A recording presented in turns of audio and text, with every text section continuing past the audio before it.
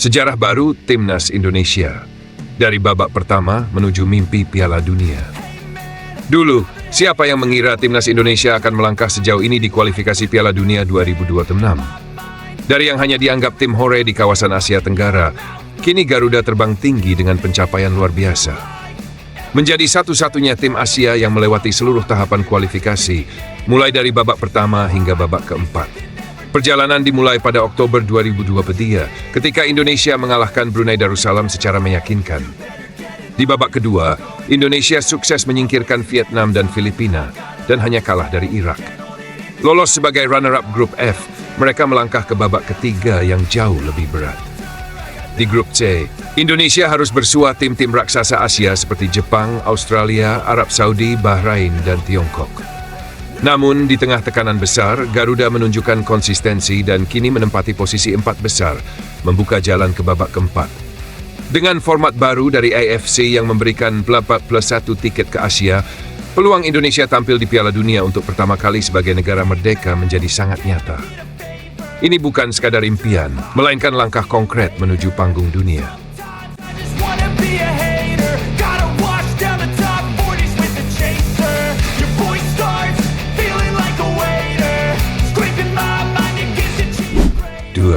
Beckham Putra, magnet baru yang mengancam posisi Marcelino. Ketika nama Beckham Putra muncul dalam daftar pemain pengganti saat Indonesia menghadapi Tiongkok, tak banyak yang menduga bahwa gelandang muda Persib Bandung ini akan menyita perhatian.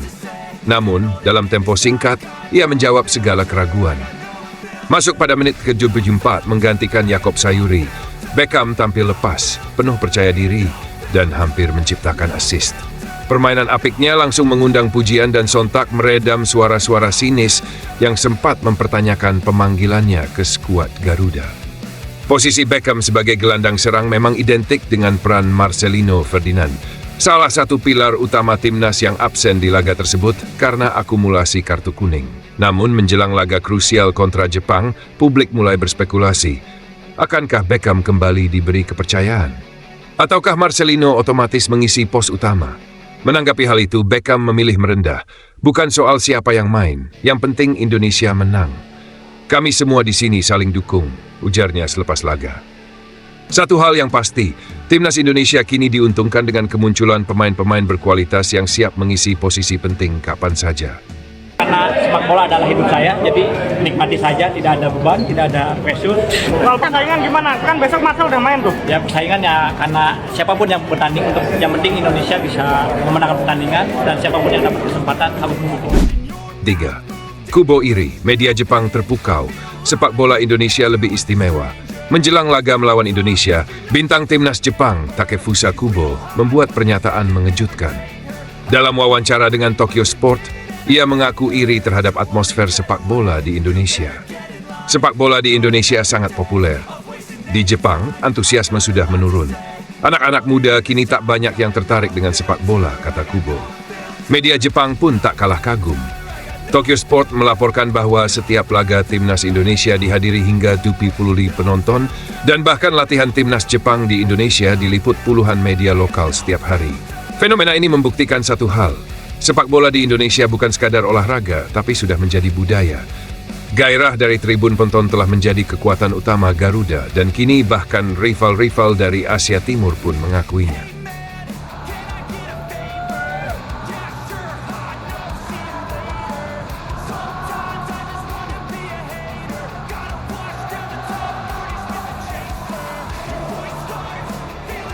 Joy Pelupesi, gelandang tenang idola baru supporter Garuda. Sosok tenang Joy Pelupesi menjadi kejutan menyenangkan bagi pencinta sepak bola tanah air. Gelandang berdarah Maluku ini bukan hanya tampil solid dalam 2 kemenangan penting atas Bahrain dan Tiongkok, tapi juga berhasil mencuri hati para supporter. Dalam laga kontra Tiongkok, atmosfer stadion benar-benar meledak.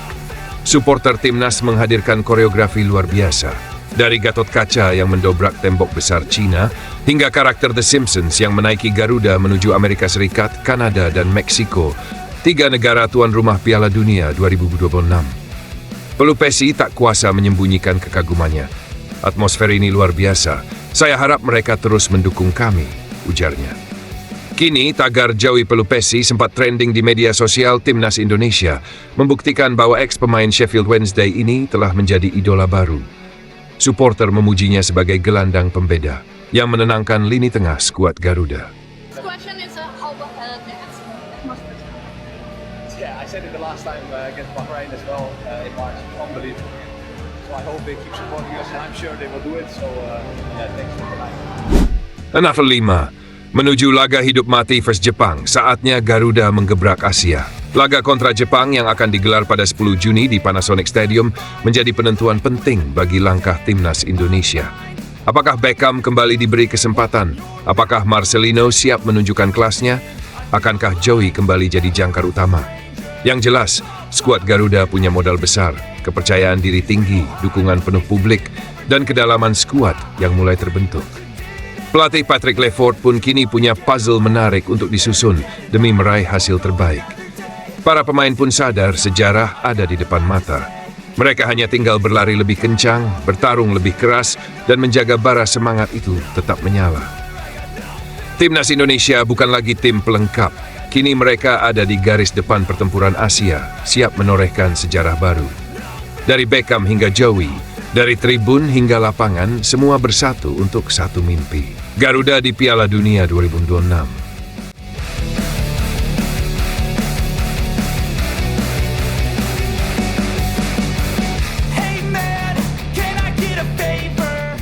Timnas Indonesia resmi berangkat ke Jepang. Misi besar menanti di Panasonic Stadium.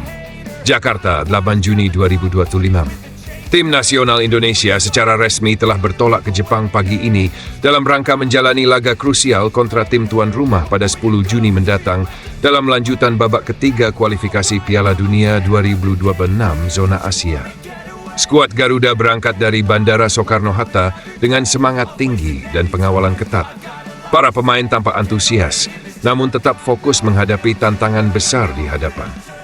Keberangkatan ini disambut antusias oleh ratusan pendukung yang datang sejak subuh, lengkap dengan bendera merah putih dan nyanyian penyemangat.